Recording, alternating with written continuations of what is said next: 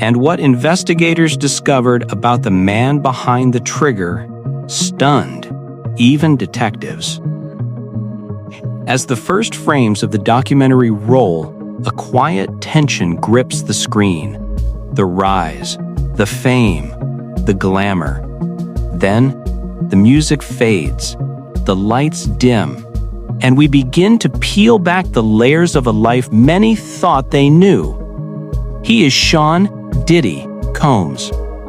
The series, Sean Combs: The Reckoning, released on December 2nd, 2025, unspools a portrait of power, privilege, and shocking alleged betrayal. There were moments of stardom, nights of fame, but now voices, names you recognize, faces forever changed, survivors telling truth to power. They speak of former relationships, late-night parties, secret recordings, whispered assurances that pain would be buried. Testimonies include accounts from Aubrey O'Day, who appears in the documentary, recalling claims that she was allegedly assaulted by Combs and another man in 2005 while very inebriated. She read an affidavit from an eyewitness who claimed to have seen the assault at the studios of Combs' record label. The witness reportedly stated that O'Day was partially clothed and disoriented during the incident. A tortured question, "Does this mean I was raped?" echoed in the documentary as she admitted she doesn't even know and doesn't want to know. But O'Day was not alone. The series presents other voices, people once inside his circle, who describe a sprawling web of coercion, drug-fueled encounters, and calculated manipulation of trust and power. Central to the legal reckoning was Cassandra Ventura. The former star testified that over a decade of relationship with Combs included physical abuse, coercion, sexual violence, and manipulation so deep she felt trapped.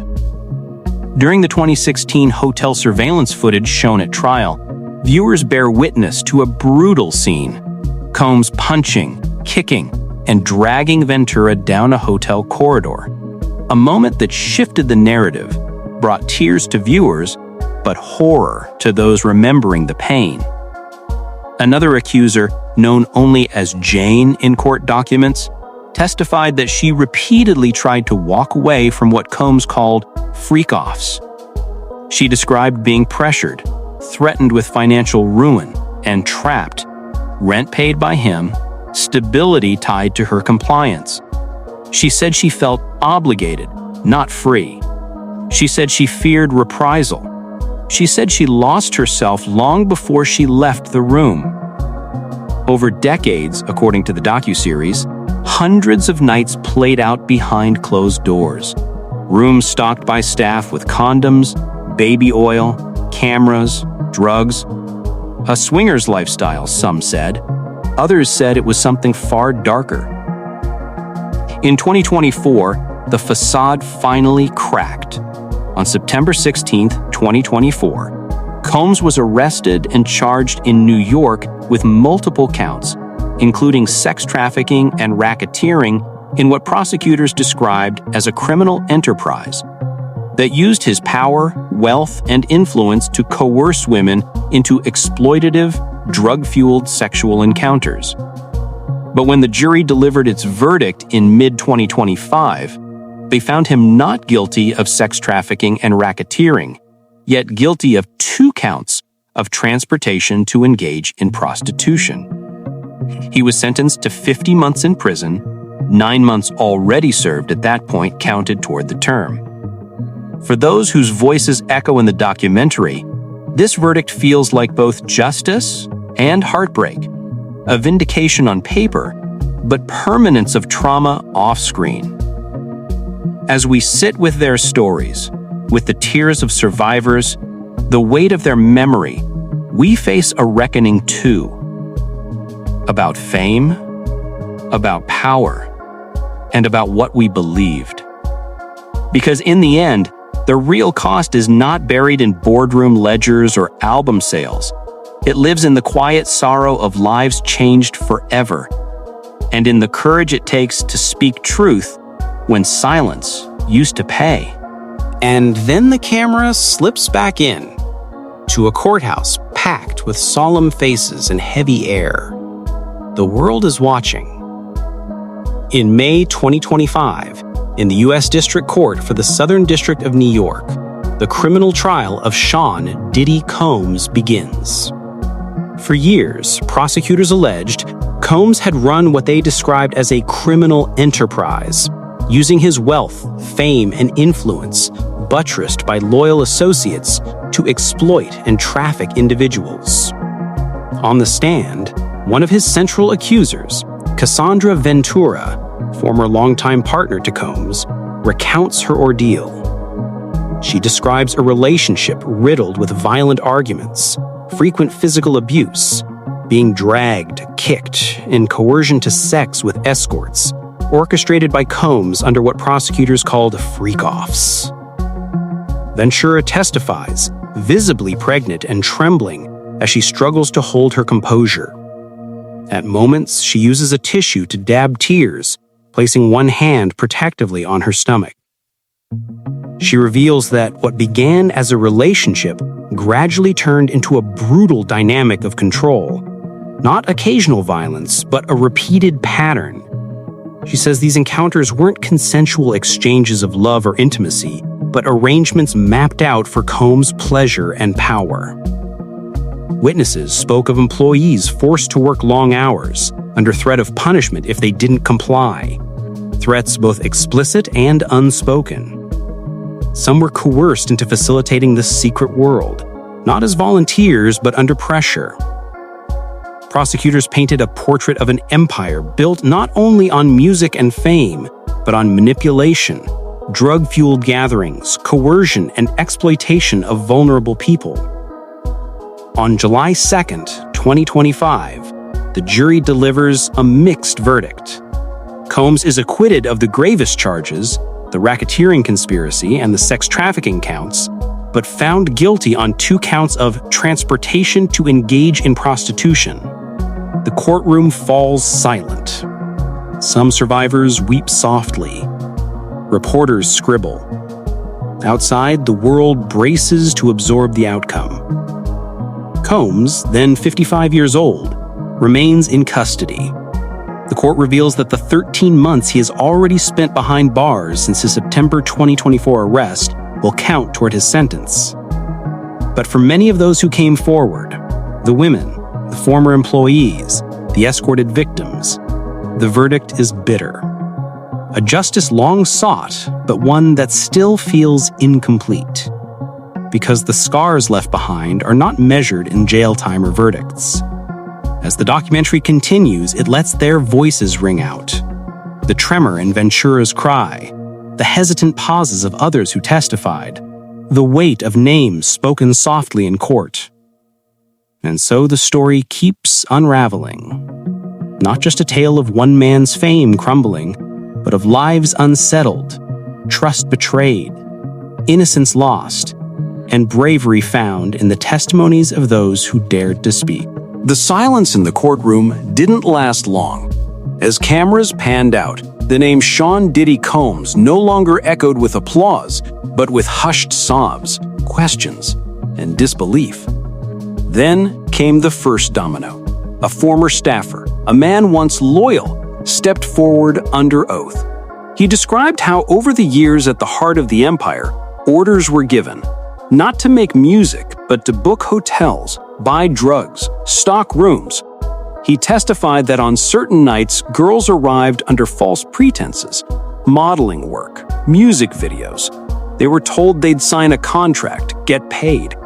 Instead, some were ushered into rooms already prepped, cameras set, mood lighting, bottles of pills and alcohol laid out. One woman, identified under court protection only as Witness A, recounted trembling as she realized there was no video shoot. She was ushered inside, doors locked behind her. What she believed would be a single night's pay ended up being the start of a nightmare. Coerced sex, threats, and promises of payment that never came. She described the fear. I felt like I was disappearing. The prosecutor showed hotel receipts, credit card records, text messages from unknown numbers ordering arrivals at odd hours, names that were never public, faces that never appeared on a red carpet, but whose voices now echo in the courtroom. None of them glamorous, all of them afraid. By the time the docuseries shifts back to those testimonies, there are quiet moments. A woman's hands shaking as she sifts through messages on an old phone. Another reading a scribbled note she kept hidden for years, titled simply, "What Happened, 2018?" The camera captures raw emotion, shame, confusion, anger, regret, but also resolve. And outside, in the public square, outrage swelled. Fans, critics, survivors, even other artists, all struggling to reconcile the image of music royalty with a man convicted of facilitating prostitution. The fallout began immediately. Business partners distanced themselves, old payola deals and ghostwriting contracts were scrutinized. Past collaborations were revisited with fresh suspicion. Some women reached out, offering support, solidarity, warnings. Groups formed. Legal aid organizations stepped in to counsel those who might have been trafficked but never came forward. In the living rooms of ordinary people, the debate simmered. Does fame grant immunity? Does money erase consent? In the documentary's later scenes, the viewer sees archived footage, Combs in his early career, in the studio, in clubs, posing with rising stars.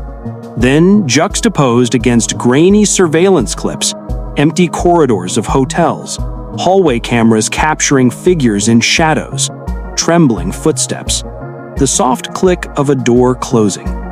Between those frames lies a question. How many nights, how many women, how many stories never told? And as the credits near, the voice of a survivor cracks. I just want to be free of the fear. I just want them to know I was real. The lens pulls away slowly. No applause, no spotlight, just memory, and a reckoning not only for one man's empire, but for a world that ignored whispers until they became screams. The courtroom grows quiet again. Then comes a new revelation, not from one of the main witnesses, but from a leak. Internal communications, text messages between executives tied to the record label once run by Sean Diddy Combs. The messages suggest that some of the women who came forward were once managed directly by label staff, not as artists, but as escort-type clients. Those communications were entered into evidence and, per prosecutors, show coordination, calls to reserve rooms, coordinate pickups, and manage payments. A former executive, under immunity agreement, described how the scheme was organized. Women told they'd be offered legitimate modeling or appearance jobs, then routed to hotels, paid for compliance, and instructed not to mention contracts or their real purpose. In one message disclosed during trial, a staff member writes, "She gets the $5K after she's clean," and adds, "Handle discreet. Client demands privacy." That note helped link the alleged operation from normal music business to trafficking network. The series shows a wall of evidence, spreadsheets labeled clients, VIP, ledger entries showing hotel stays in New York, Los Angeles, Miami. There are dates: June 12th, 2018, October 3rd, 2019, March 5th, 2022. Each line a coded name, a room number, a flat fee. Prosecutors argued these were payments for sexual services, arranged under duress and deceit. In court, one former assistant, a woman who quit years prior, recounts how she was ordered to manage bookings. She claims she repeatedly objected, saying, "This isn't music. This isn't any kind of business I signed up for." She described feeling used, complicit in a scheme she didn't want to be a part of, because refusal meant losing her job, losing her income, losing stability. Her voice in the docuseries trembles as she recalls the day she walked away. Outside the courtroom, at press conferences, prosecutors emphasized that this case was bigger than a single artist. It exposed how power and wealth can enable exploitation beneath the veneer of glamour. Advocacy groups issued statements. Survivors began to organize. Lawsuits and civil suits were considered. The narrative shifted. This was no longer just about allegations. It was about systemic abuse of influence and trust. As the camera lingers on the survivors, off-camera, anonymous, but in their words, the docuseries draws out the human cost. One voice says quietly, "I lost more than money. I lost my sense of self. I lost my voice." Another whispers, "They told me I was lucky, that this was how you succeed in music." The evidence wall collapses slowly, one piece at a time. Contracts, messages, ledgers, frightened phone calls, hotel footage. Each link adds weight, and the viewer realizes this wasn't a scandal that erupted. It was a calculated structure, built over years. The camera fades back in, this time far away from the courtroom. A quiet office, dim light, rows of cold metal filing cabinets. For the first time in the documentary, investigators themselves speak, not about allegations, but about patterns. A retired NYPD detective, one who worked cases involving both celebrity security teams and high-profile assaults in the early 2000s, explains how certain complaints involving Sean Diddy Combs never made it past the first reporting stage. Not because they were false, but because they were withdrawn. He recounts opening a file in 2006 involving a young dancer who had worked at an event connected to Bad Boy Entertainment. She arrived at the precinct shaking, her makeup smeared, her voice barely audible. She alleged she had been assaulted at a private after-party. She had bruises on her arm and a torn dress tucked into a plastic bag. And then, less than 24 hours later, she returned, no longer trembling, but silent, guarded, accompanied by a man she identified as a representative. Her statement was retracted word for word. She refused further contact. The detective says the moment he saw her eyes, he understood the retraction wasn't voluntary. Investigators show other files, reports from hotel security staff in Miami, Los Angeles, Atlanta, complaints about noise, disturbances, escorts escorted in and out, young women crying in hallways. None of these were crimes on their own, but together they formed a troubling mosaic. Then the series turns to the people hired to keep order at Diddy's parties, private security contractors, some of whom finally spoke years later. One former contractor explains how his team was trained. Never let cameras inside, never allow guests to leave with phones, never let hotel staff linger, and never intervene unless someone is bleeding. He recounts a night in 2011 when he escorted a young woman out of a penthouse suite. She wasn't walking, she was stumbling, whispering she just wanted to go home. He tried to call her a taxi, but another staffer intercepted them and took her back upstairs. The guard says he never saw her again. Another security worker remembers a different night, late 2015, when he saw a girl sitting barefoot in a hallway, mascara running down her cheeks. She was hugging her knees, repeating the same sentence. He said, "I can't leave until he says I can." He reported it to a supervisor. Hours later, he was removed from the roster and told his services were no longer required. The emotional weight intensifies as the docuseries revisits the fear that silenced so many. A survivor, her face fully blurred, her voice digitally softened, speaks from the shadows. She says she tried to file a police report in 2019 after an assault linked to a private event. But on her way to the station, she received a message, a threat involving her family. She never went inside. The narrator allows the moment to breathe. You can hear her inhale sharply. You can hear her struggle to continue. "I didn't have money. I didn't have connections. He had everything. And I thought, who would believe me? The documentary cuts to a desk piled with unopened letters, emails printed out by investigators, anonymous tips, desperate pleas, survivors who wrote but never followed up. Their stories echo through the room, the words trembling on each page. And then a federal agent describes the feeling that every investigator dreads. Knowing something is happening, knowing people are getting hurt, but having no way to make the victims feel safe enough to speak. This section of the documentary is devastating, not because of the allegations already known, but because of the countless threads that led nowhere. Reports abandoned, evidence lost, voices silenced long before courtrooms ever opened. It becomes painfully clear to viewers, the story didn't begin with the trial. It didn't begin with Cassie's lawsuit.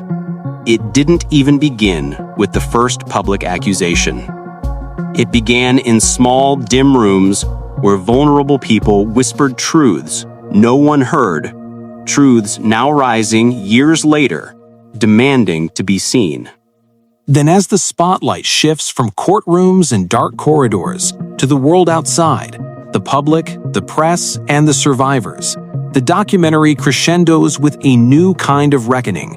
Thousands of fans, once loyal, sit stunned behind screens. Pages light up with op-eds, social media threads, broken trust. Former allies distance themselves. Business deals, sponsorships, partnerships, contracts signed in bright rooms full of endorsements begin unraveling. A record label quietly removes credits. Ghost-written songs vanish from catalogs. The glitz and gold surrounding the name fades, replaced by silence and scrutiny. And among all that, the survivors begin to reclaim their power. Anonymous support hotlines ring off the hook. Legal aid organizations step forward offering pro bono help. Some women, long hidden by fear and shame, begin filing civil suits. Others band together, creating support networks, helping each other find safety, counseling, legal representation. For many, the documentary becomes more than a show. It becomes a symbol of collective awakening, a promise that their stories will be heard, their pain acknowledged, their dignity respected. In quiet scenes, the camera shows empty rooms once used for parties. The same rooms, now cold and vacant, with lingering shadows on the walls, signs of recent use erased. A window cracked open, a chair turned over, the echo of laughter replaced by silence. Later, the focus turns to a public hearing. Survivors, advocates, community leaders, policymakers, all gathered under harsh fluorescent lights. They demand change, accountability. They call for clearer laws around consent, escort services, exploitation tied to fame. They want protections for young women, dancers, aspiring artists, for people drawn in by glamour only to find themselves trapped. A minister speaks. An activist demands justice. A survivor wonders aloud, how many more stories like hers are still buried? The documentary ends not with closure, but with a question, one that lingers in the viewer's mind long after the credits roll. A question that isn't about verdicts or fame, but about humanity, responsibility, and truth. The final words echo softly, filled with grief and hope. Some stories begin in silence, but the ones that end in justice begin with courage. And as the narrative widens, the lens turns to the cultural impact, how the reverberations of these events extend far beyond the walls of courtrooms, hotels, and recording studios. Music journalists, social commentators, and industry insiders reflect on the lasting shadow this has cast over hip-hop and celebrity culture. Once, Sean Diddy Combs symbolized aspiration, wealth, and triumph. Now, he represents the tension between success and accountability. Roundtables in studios, podcasts, and late-night panels dissect the implications, exploring how an empire built on fame can mask exploitation. The discourse moves beyond allegations. It questions the structures, privileges, and social hierarchies that allow such behavior to persist unchecked. The documentary shows archival clips of young artists navigating the same industry today, eyes wide, uncertain whom to trust, wary of a system that once enabled harm.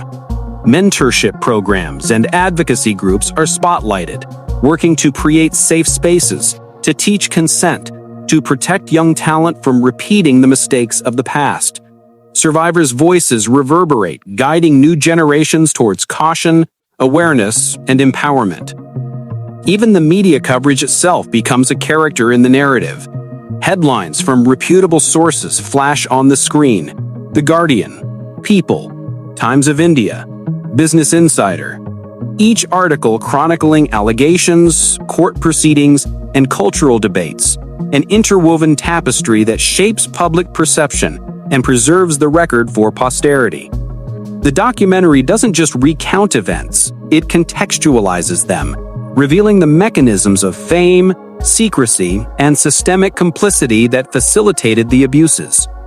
And in the quietest moments, the viewer is reminded of the human cost. Faces blurred, voices softened, yet emotions raw. One survivor's whispered statement lingers: "I don't want anyone else to feel invisible like I did." Another adds, "Truth can't be hidden forever." The screen fades to black. The music softens, leaving viewers in reflection. The story is complete, yet the work is far from over. For those who have watched this story unfold, for those who feel the weight of its truths, the call is clear. Stay informed, stay vigilant, and keep the conversation alive. Subscribe to Crime Scene 24/7. Comment your thoughts. Like the video. Share it. Every voice amplifies justice. Every engagement strengthens awareness. And every share ensures these stories are never forgotten.